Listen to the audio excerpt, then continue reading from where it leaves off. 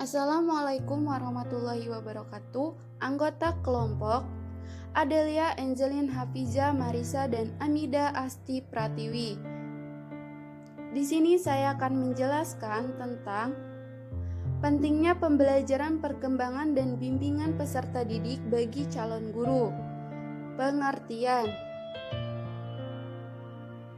guru merupakan faktor utama dalam menentukan keberhasilan proses pembelajaran. Setiap anak memiliki perbedaan dalam hal karakteristik, kebutuhan, dan perkembangannya. Oleh karena itu, sebagai calon guru, hendaknya memiliki pengetahuan mengenai perkembangan peserta didik agar dapat memahami perkembangan fisik, emosional, dan intelektual anak sehingga proses pembelajaran dapat berjalan dengan baik dan tujuan pendidikan tercapai.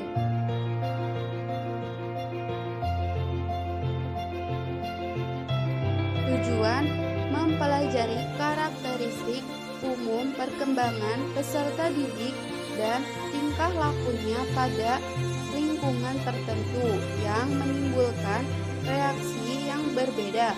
Mempelajari perbedaan-perbedaan yang bersifat pribadi pada tahapan atau masa perkembangan tertentu. Mempelajari penyimpangan tingkah laku yang dialami anak, memahami bagaimana seharusnya pelaksanaan proses belajar dan pembelajaran agar tercapai tujuan-tujuan pembelajaran secara efektif. Manfaatnya: pengetahuan tentang perkembangan peserta didik akan membantu kita dalam memberikan respon sebagaimana mestinya pada perilaku tertentu dari peserta didik, memungkinkan para guru memberikan bimbingan belajar yang tepat kepada anak, dapat memilih dan menentukan tujuan, materi, alat, dan strategi pembelajaran yang sesuai dengan tingkat kemampuan intelektual anak didik.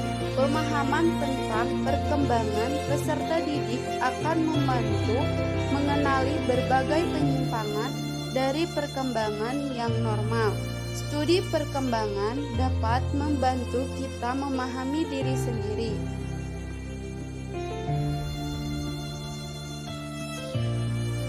Adapun strategi dalam mengenali dan memahami karakteristik peserta didik. 1. Amati siswa selama proses belajar. Komunikasi dua arah. Kenali temperamen atau respon siswa.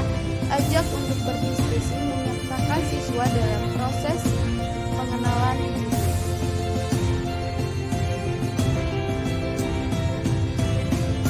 Aspek-aspek pertumbuhan dan perkembangan individu. 1. Pertumbuhan fisik. Pertumbuhan sebelum lahir, awal terbentuknya organ-organ tubuh dalam tersusunnya jaringan saraf yang membentuk suatu sistem lengkap. Pertumbuhan setelah lahir. Proses pertumbuhan manusia berlangsung sampai masa dewasa. Biasanya dalam tahun pertama tinggi dan berat badan akan bertambah sekitar 3 kalinya.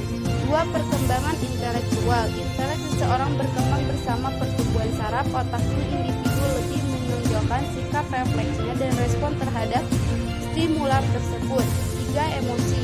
Gejala perasaan yang disertai dengan perubahan atau perilaku fisik. 4. Sosial. Setiap individu tidak dapat berdiri sendiri dan senantiasa memerlukan lingkungan serta manusia lainnya. Bahasa, alat komunikasi untuk menyampaikan isi pikiran dan perasaan kepada orang lain. 6. Bakat khusus. Kemampuan khusus setiap individu yang hanya dengan rangsangan atau sedikit latihan. Sikap, nilai, dan moral. Semakin tumbuh dan berkembang fisik dan psikisnya, anak mulai dikenalkan terhadap nilai-nilai, hal yang boleh dan tidak boleh dilakukan. Sekian dan terima kasih dari kelompok kami. Wassalamualaikum warahmatullahi wabarakatuh.